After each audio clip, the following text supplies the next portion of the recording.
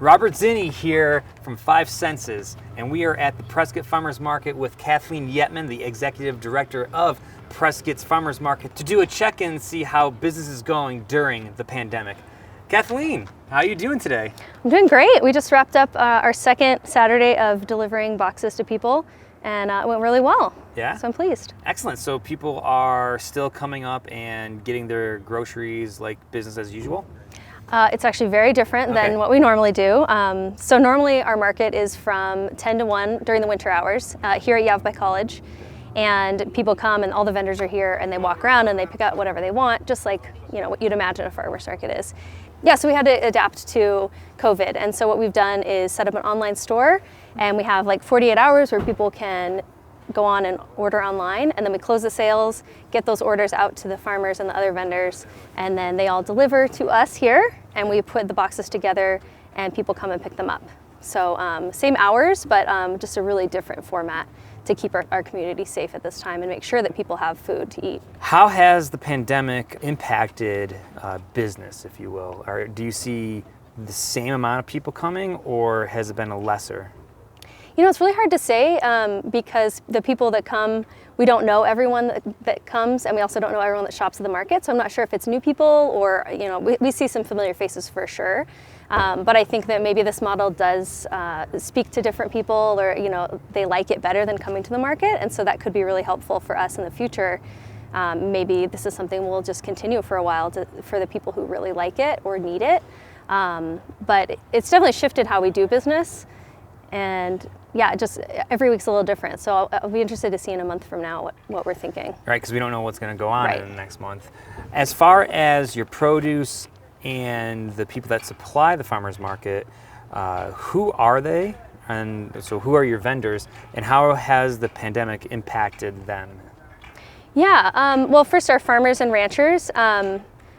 I kind of feel like this is our moment as a local food systems organization. I think people, because the grocery stores have empty shelves and people are stocking up on things, I think people are actually thinking about where their food comes from a little bit more than they do normally.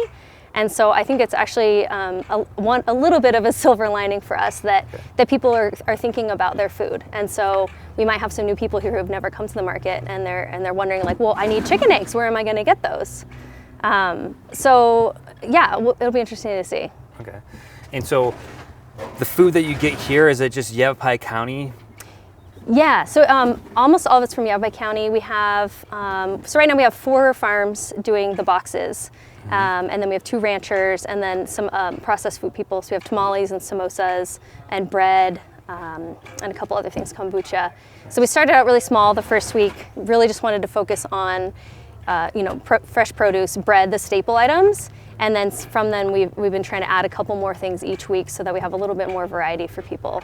Okay, excellent. What have you noticed with the clientele here ever since the pandemic? I would say the biggest takeaway for me is that, and I'll probably get choked up, but people are so generous.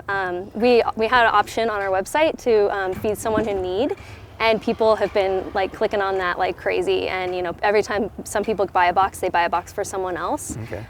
We received a lot of donations of people who really want to help feed their neighbors, and so that's been really heartwarming to see, is that our community really wants to help and really wants to donate to make sure that everybody in our community is fed. So what is that program? You said it was Click to Donate? It's actually, we have a couple ways. One of them is on our online store. So you can like get your chicken eggs and your produce, and then there's also like you can check out and do a donation on there. Okay. And we also have a different platform where you can donate, which we link to from our newsletter and social media and stuff like that. But yeah, it's just been really great to see people stepping up to help out. Nice. So you are the executive director for the Prescott Farmers Market.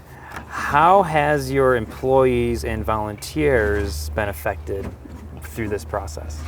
Yeah, I feel like we're just a couple weeks into it, and luckily setting up this program has taken a lot of staff time. So I just tell them every week I'm going to be watching our finances to see, how many hours they can work, essentially. Okay. But again, those donations are feeding us too, as well as feeding people in the community by keeping our jobs going. And so I think that's something that maybe people don't think about, is by donating to the market, you're making sure that this program that we're doing actually happens.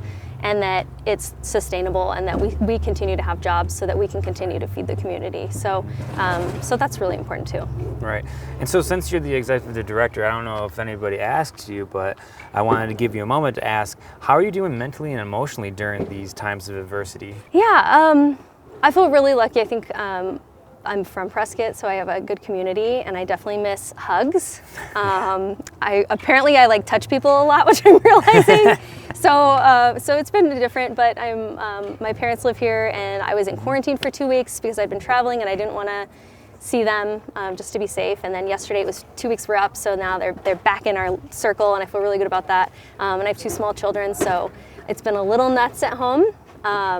But we're really lucky to have a support system and to have jobs that we can still work safely.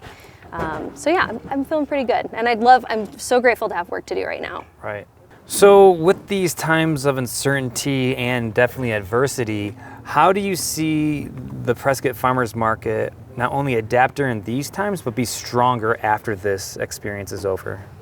Yeah, I mean, I think this is like a moment for us to really broaden the picture of food and make people really consider the whole food system and the whole process. I think that's what's happening all over the place with everything, like healthcare and our economy. I mean, everything.